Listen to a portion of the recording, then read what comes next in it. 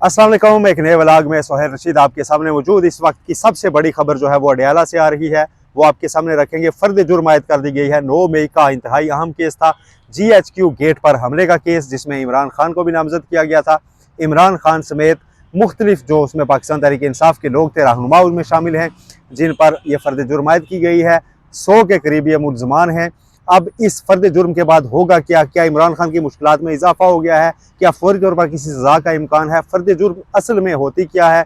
और इतने ज़्यादा मुलजमान पर जो फर्द जुर्म आयद हुई है, ये प्रोसिक्यूशन की कामयाबी कहलाएगी या फिर ये मुलजमान की फेवर में जाएगा या क्या? ये सारी चीज़ें जो हैं बड़ी अहम है। मैं इसलिए चाहूँगा कि आप आखिर तक ये वीडियो लाजमी देखें, और चैनल को अगर आपने सब्सक्राइब नहीं किया तो वो भी कर लें। इसके साथ पाकिस्तान तहरीक इंसाफ के कुछ लोगों को गिरफ्तार भी किया गया है अडयाला के बाहर से, वो भी मुकम्मल तफसील आपके सामने रखेंगे। जबकि कुछ को हिरासत में लिया गया, अब उनकी गिरफ्तारी डाली जाती है या बाद में छोड़ दिया जाता है, ये भी देखना होगा।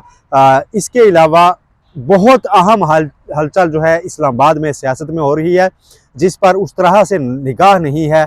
फैसल वावडा अगर आप देखें तो बहुत मुतहरिक नज़र आ रहे हैं, और JUI जो है मौलाना फजल रहमान की जमात, उसके जो तहफ़्फ़ुज़ात हैं वो मज़ीद बढ़ गए हैं। और अब जो ताज़ा चीज़ सामने आई है कि आइंदा कोई भी ताउन ना करने का एक बाकायदा बयान जो है वो JUI की जानिब से सामने आ रहा है। ये सारी सूरत हाल किस तरफ जाएगी, हुकूमत के लिए कितनी परेशानी का बायस हो सकती है, और इसमें से क्या PTI के लिए कोई वे आउट निकलेगी, ये सारी चीज़ें आपके सामने रखते हैं बड़ी तफसील के साथ। सबसे पहले तो जी GHQ हमला केस है क्या? GHQ हमला केस 9 मई के रोज़ जब इमरान खान को गिरफ्तार किया गया इस्लामाबाद हाई कोर्ट से, उसके बाद जो मुल्क भर में पाकिस्तान तहरीक इंसाफ के लोगों की जानिब से एहतजाजी मुजाहरे किए गए, कुछ लोगों ने लाइन क्रॉस की और हसास तनसीबात तक जा पहुँचे। ऐसे ही रावलपिंडी में GHQ जो है वहाँ पर उस गेट के बाहर भी मुजाहिरीन पहुँचे और वहाँ पर पथराव भी किया गया। वहाँ पर जो शैल उठाकर फेंकते हुए भी देखा जा सकता है लोगों को जो GHQ के गेट की तरफ। और ये बहुत हसास मामला था, और मेरे नज़दीक सबसे अहम केस अगर कोई बनता है 9 मई का तो वो यही केस था। उसमें आज फर्द जुर्म आयद कर दी गई है। अडयाला जेल के अंदर ही ये समाअत हुई। पहले आज अडयाला में 2 समातें मुलतवी हुई थी, 190 मिलियन पाउंड स्कैंडल, और उसके साथ जो दूसरा केस था तोशाखाना 2, उसमें बुशरा बीबी भी चूँकि नामजद थी तो उनके खिलाफ ये मामला जो है वो मौखर हुआ।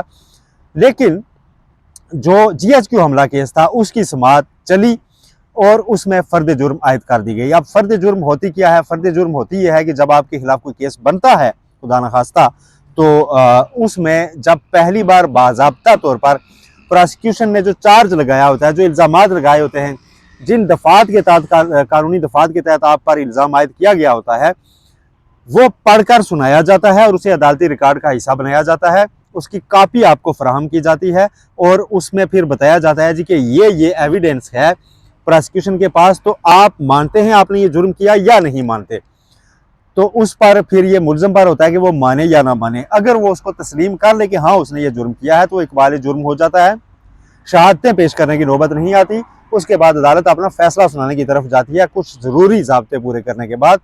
लेकिन अगर मुल्ज़मान इनकार कर दें, जैसा आज किया गया है कि उन्होंने ये जुर्म नहीं किया और उन पर यह केस नहीं बनता, तो फिर प्रोसिक्यूशन से कहा जाता है कि अब आप अपने शवाहिद, अपनी शहादतें जो है वो रिकॉर्ड पर लाएं, पेश करें और अपना जुर्म साबित करें अदालत के सामने। और मुल्ज़मान उस पर फिर आपके ज़ाहिर एविडेंस पर क्रॉस एग्जामिन करेंगे, उस पर जरा की जाएगी। तो आज जो फर्द जुर्म थी, ये प्रोसिक्यूटर ज़हीर शाह साहब हैं जो इस केस में पेश हो रहे थे। उन्होंने ये चार्जशीट अदालत के कहने पर पढ़कर सुनाई है मुल्ज़मान को। सबसे पहले तो मैं आपको ये बता दूं कि मेरी थोड़ी देर पहले तस्दीक किया मैंने खुद ज़हीर शाह साहब से, जो प्रोसिक्यूटर हैं, बात हुई है मेरी। उन्होंने बताया कि 100 मुल्ज़मान हैं जिन पर यह फर्द जुर्म आयद की गई है। अब इसमें वो लोग भी शामिल हैं जो उस दिन GHQ के सामने गए थे, ज़ाहिर है उन पर तो बनता था। फिर इसकी प्लानिंग करने के इल्ज़ाम में इमरान खान और बाकी PTI के रहनुमा जो हैं, और इस केस में शेख रशीद अहमद जो कुछ अरसे से अब खामोश हैं, शायद अपने हालात बेहतर करना चाह रहे हैं, उनको भी चार्जशीट किया गया है। उनके भतीजे शेख राशिद शफीक, उन पर भी ये चार्जशीट जो है उनको भी पढ़कर सुनाई गई, उन्हें भी दी गई है। और अब बाज़ाब्ता तौर पर 10 दिसंबर से इस केस में एविडेंस रिकॉर्ड होना शुरू होगा। जिस तरह कुछ लोग समझते हैं कि फर्द जुर्म आयद होने के बाद शायद गिरफ्तारी हो जाती है, गिरफ्तारी का फर्द जुर्म से ताल्लुक नहीं होता। फर्द जुर्म सिर्फ एक स्टेप है, एक ट्रायल शुरू होने का प्रॉपर स्टेज है, जिसके बाद ट्रायल का आगाज़ होता है।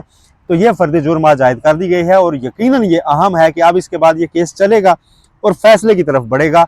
आमतौर पर तो इसको आम सा स्टेप देखा जाता है, लेकिन पाकिस्तान में जिस तरह से केसेस बनते हैं और कई बार चल नहीं पाते, तो फर्द जुर्म आयद हो जाए तो ये एक बड़ा अहम स्टेज होता है। और इसके बाद यकीनन अब एविडेंस का सामना करना पड़ेगा। एविडेंस कितने लोगों के खिलाफ पेश किया जाएगा जी? 100 जितने लोगों पर चार्जशीट किया गया, जो इश्तिहारी हो जाते हैं उनके खिलाफ फर्द जुर्म नहीं होती, जो मौजूद होते हैं उन पर फर्द जुर्म आयद की जाती है। तो 100 लोगों पर अगर ये फर्द जुर्म आयद की गई है तो अब ये एविडेंस 100 लोगों के खिलाफ पेश किया जाएगा। मुल्जमान किसी केस में अगर ज्यादा हो जाए तो उस पर फिर टाइम ज्यादा लग जाता है। एक चीज ये इसका ड्रॉबैक होता है प्रोसिक्यूशन के लिए। अब 100 मुल्जमान है तो जो भी शहादत पेश होगी उस पर फिर जो भी गवाह पेश किया जाएगा उस पर फिर जरा जो है वो 100 मुल्जमान के वकला ने करनी है। और अगर वो कहें कि हर मुल्जम का वकील अलग अलग होगा, वो एक एक दिन लगाए, तो एक गवाह के ऊपर क्रॉस एग्जामिनेशन करने में 100 दिन लग जाते हैं। लेकिन अगर कुछ मुल्जमान इश्तिहारी हो जाएं और उनका केस अलग कर दिया जाए और सिर्फ इमरान खान और कुछ रहनुमाओं के खिलाफ चलाया जाए तो वो केस ज्यादा जल्दी चल पाता है। इसलिए ज्यादा जो मुल्जमान जब शामिल हो जाते हैं तो हमारा जो प्रोसीजर है उसमें फिर ये प्रोवाइडेड यही है कि उसमें आप कानूनी शहादत के तहत जब उनके रिकॉर्ड करवाते हैं, शहादतें, तो फिर उनके ऊपर एक एक करके जरा होनी होती है।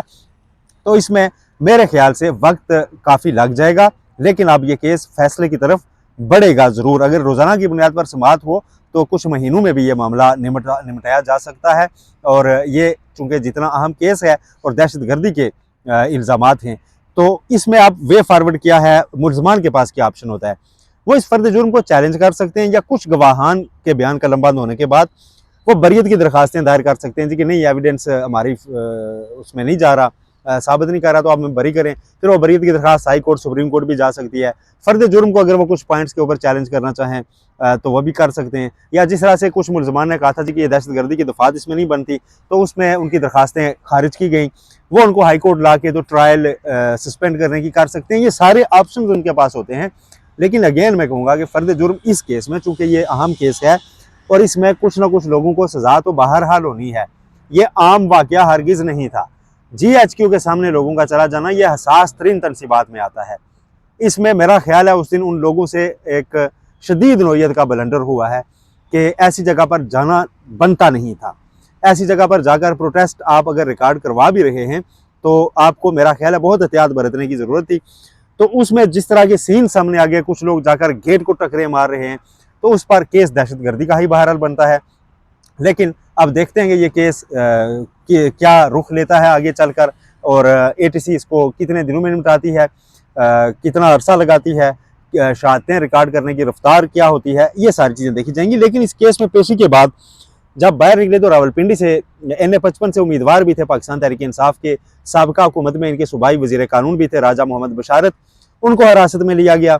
इसके अलावा अडयाला से वापसी पर उमर अयूब जो अपोजिशन लीडर हैं, जो हाल ही में जुडिशल कमीशन की मेंबरशिप से भी मुस्ताफ़ी हुए हैं इमरान खान के कहने पर, उनको हिरासत में लेकर अडयाला चौकी मुंतकिल किया गया। इस तरह एक आधे और रहनुमा हैं, उनको भी हिरासत में लिया गया है। तो ये तो अडयाला की जो अपडेट्स हैं वो हम अगर इसको निपटाएं तो यही है कि आज GHQ केस में फर्द जुर्म आयद की गई है। अब आते हैं फैसल वावडा क्या कर रहे हैं। फैसल वावडा आपके इल्म होगा कि बिलावल भुट्टो जरदारी से मिले। फैसल वावडा इसके अलावा आज मौलाना फजलुर रहमान से मिले। लेकिन इस दौरान हुआ क्या, असल मसला यह है कि जब 26वीं तरमीम में हेल्प ली गई JUI की, तो JUI चाहती थी कि मदारस रिफॉर्म्स के नाम पर मदारस की रजिस्ट्रेशन का एक बिल जो है वो भी मंजूर हुआ और उस पर भी साइन कर रहे थे आसिफ अली जरदारी साहब ने। तो मौलाना फजलुर रहमान कहते हैं कि सदर पाकिस्तान उस पर साइन नहीं कर रहे। कल जब मुलाकात हुई बिलावल भुट्टो जरदारी से तो खबर ये निकली कि बिलावल भुट्टो ने मामला हल करने की यकीन दहानी करा दी है जी कि आप सदर पाकिस्तान इस पर साइन कर देंगे। लेकिन उसके बाद खबर ये सामने आ गई कि अब जॉइंट सेशन बुलाया जाएगा कौमी असम्बली और पार्लियामेंट का। उसका मतलब यह है कि सदर ने वो बिल वापस कर दिया है। अब उसको दोबारा जेरे गौर लाया जाएगा या उसमें कुछ अमेंडमेंट्स करके दोबारा पास करके सदर को भेजा जाना है। इस पर आपसे थोड़ी देर पहले कामरान मुर्तज़ा साहब, जो लीगल ब्रेन भी हैं JUI का, जो अहम रहनुमा भी हैं, उन्होंने गुफ्तगू की है और उन्होंने ARY न्यूज़ पे ये इंटरव्यू दिया है एक रिपोर्टर को, और उन्होंने ये कहा है जी कि बस बहुत हो गया, अब ये खबर लीक करवाई गई है और बाज़ार लगता है कि हमारे साथ शरारत की जा रही है। अब ये बिल अगर वापस भेजा गया है तो हम ये तय कर रहे हैं कि आइंदा हम हुकूमत के साथ कोई ताउन नहीं करेंगे। तो इसी बीच बचाव करवा रहे हैं फैसल वावडा भी। लेकिन अगर आप फैसल वावडा के बयान सुने कुछ दिन से टॉक शोज में, जो वो बात कर रहे हैं, वो इमरान खान से मुतल्लिक कुछ सॉफ्ट कॉर्नर बज़ाहिर दिखा रहे हैं। और वो कहते हैं जी कि इमरान खान के जो साथी हैं करीबी, इंक्लूडिंग बुशरा बीबी, वो जो है ना काफ़ी उनका बुरा करवा रहे हैं, उनके लिए चीज़ें ख़राब करवा रहे हैं। तो मैं नहीं चाहता कि इमरान खान को आप जो है ना मज़ीद ख़राबी की तरफ जाने दिया जाए। तो बज़ाहिर लग रहा है कि वो कोई ना कोई रोल प्ले करना चाह रहे हैं और कोई सियासत का नया मंजरनामा हमारे सामने 1-2 माह में आ सकता है। ऐसी बाज़गाश भी इस्लामाबाद में चल रही है और अगर मौलाना फजल रहमान के तहफ़्फ़ुज़ात दूर नहीं किए जाते तो वो भी हुकूमत मुखालिफ कह रहे हैं जी कि हम कैंपेन चलाएंगे। तो इस तरह से एक नई चीज़ें सामने आएंगी। लेकिन उनसे पहले खबर ये है कि कुछ टॉक्स की कोशिशें जो है वो बहरहाल दरमियान में कुछ लोग कर रहे हैं और उसमें चीज़ें सामने आ सकती हैं। आज की एक और चीज़ जो सामने आई वो अलीमा खान जो इमरान खान की बहन है, उन्होंने क्वेश्चंस किए हैं बैरिस्टर गौहर से अडयाला में कि जनाब आपके इल्म में नहीं है कि हमारे लोग गायब हैं, ये है वो है। तो बैरिस्टर गौहर ने भी आगे से बहस किया है कि जी मेरे इल्म में जो लोग हैं हम उनके लिए कोशिशें कर रहे हैं और 12 शहादतें मेरे इल्म में हैं, उनका रिकॉर्ड है। ये बैरिस्टर गौहर ने बयान दिया, तो मैं ज़्यादा की बात कैसे करूँ।